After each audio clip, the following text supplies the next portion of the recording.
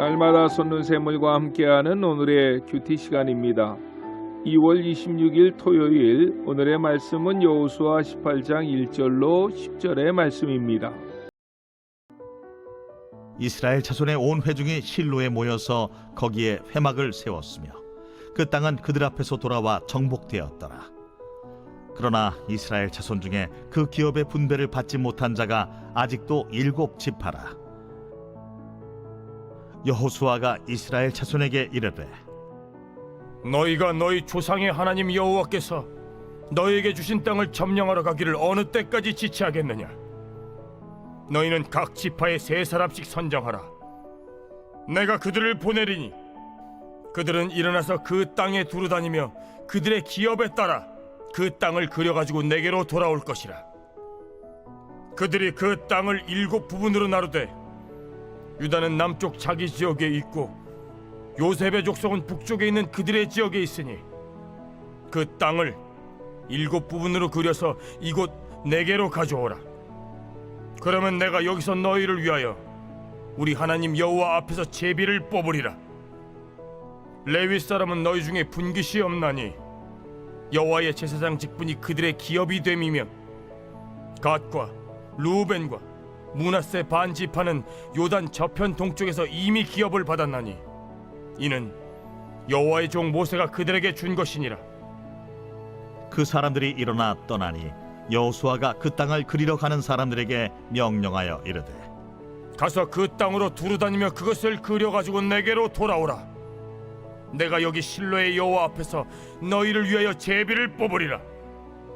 그 사람들이 가서 그 땅으로 두루다니며 성읍들을 따라서 7부분으로 책에 그려서 실로 진영에 돌아와 여호수아에게 나아오니 여호수아가 그들을 위하여 실로의 여호와 앞에서 제비를 뽑고 그가 거기서 이스라엘 자손의 분파대로 그 땅을 분배하였더라. 새로운 아침입니다. 엘로이, 하나님은 나를 살피시는 분이십니다. 여호수아는 1장부터 12장까지가 정복에 대한 내용을, 13장부터 24장까지가 정착에 대한 내용을 언급하고 있습니다. 13장부터를 정착이라고 말하는 이유는 그동안 정복한 땅을 각 지파별로 나누고 있는 내용들이기 때문에 그렇습니다. 간략하게 18장까지 내용을 요약해 본다면 13장은 요단강 동편 지역의 땅을 2지파반, 즉 루벤 갓 므낫세 반지파에게 분배하는 내용입니다. 여호수아 14장부터는 요단강 서편 땅들을 9지파 반에게 분배하는 내용입니다. 그 중에서 14장과 15장에서는 유다 지파의 땅 분배 내용을, 16장과 17장에서는 요셉 지파, 즉 요셉의 두 아들인 에브라임과 므낫세 지파의 땅 분배 내용을 언급하고 있습니다. 그리고 오늘 18장 내용입니다. 그렇다면 이제까지 12지파 가운데 몇 지파의 땅을 분배했습니까?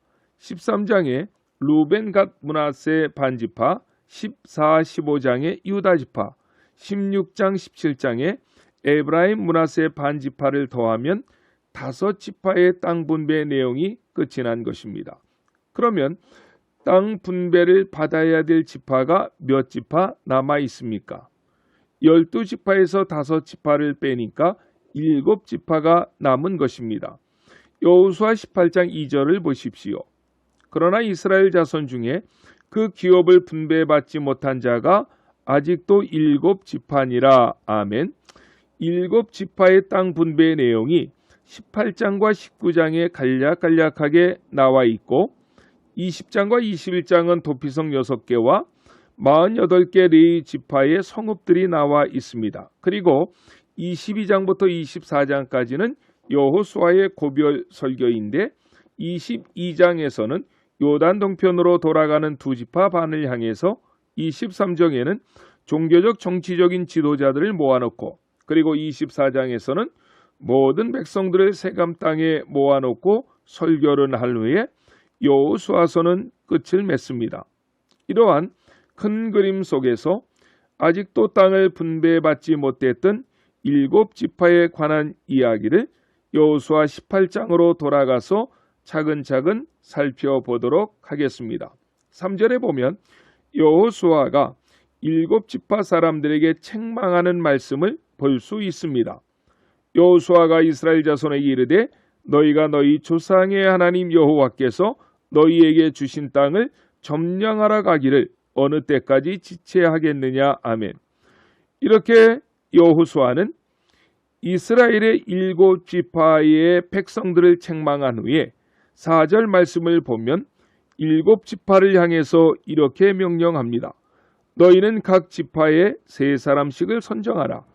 내가 그들을 보내리니 그들은 일어나서 그 땅에 두루다니며 그들의 기업에 따라 그 땅을 그려가지고 내게로 돌아올 것이라. 아멘. 이스라엘 사람들은 이미 하나님께서 주시기로 약속한 상태였지만 그 땅을 취하는 일을 지체하고 게을러 왔던 것입니다. 그러나 여호수아는 더 이상 지체할 수 없음을 백성들에게 말하고 매 지파에 3인씩을 선정하여 정복되지 않은 땅을 그려오도록 명령합니다. 12지파 가운데 겨우 5지파만 땅이 분배되어지고 나머지 7지파는 자기들에게 주어진 하나님의 축복의 땅을 차지하려는 그런 의욕들이 없었던 것이고 그것을 여호수아는 책망했던 것입니다. 그래서 여호수아는 여호와께서 너희에게 주신 땅을 차지하는 일에 어느 때까지 지체하겠느냐 그렇게 말하는 것입니다. 신앙생활에서 지체하고 머뭇거리는 것은 사단의 속임수입니다. 사단 마귀의 최고의 전략 전술 가운데 하나는 오늘 해야 될 일을 내일로 미루고 꾸물거리게 하고 지체하게 하는 것입니다. 오늘 주신 말씀을 붙잡고 즉각적으로 하나님의 말씀에 순종하는 삶을 살아가는 믿음의 권속들 되시기를 주님의 이름으로 간절히 축원합니다. 특별히 4절에서 여호수아는 아직까지 정복하지 못한 땅을 돌아볼 사람들을 각 지파에서 한 사람씩을 뽑아 보낸 것이 아니라 각 지파에서 3사람을 보냈다는 것에 의미가 있습니다. 3사람씩을 선정하여 분배받은 땅을 돌아보고 그것을 그려오라고 했던 이유는 서로 협력하라는 것입니다. 하나님의 교회가 만일 어느 한 개인의 힘으로 세워져 가고 있다면 이는 모래 위에 집을 짓는 것과 같은 일이 될 것입니다.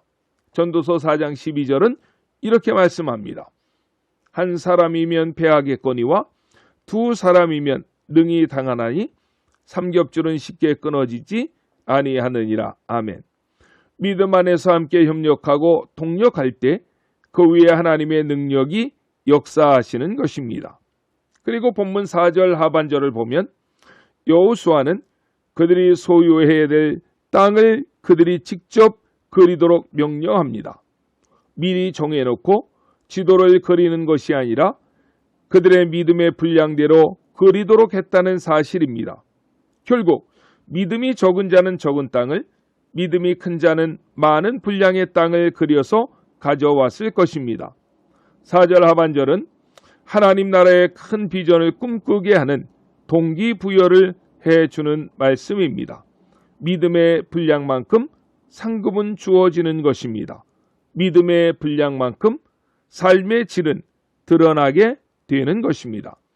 본문에서 주목해야 될 또 다른 내용은 이러한 명령을 본문 1절에 보면 여호수아는 예루살렘이 정복되고 성소가 지어지기 전까지 온 이스라엘의 종교적 중심지가 될 실로의 회막문 앞에서 하고 있음을 보게 되어집니다.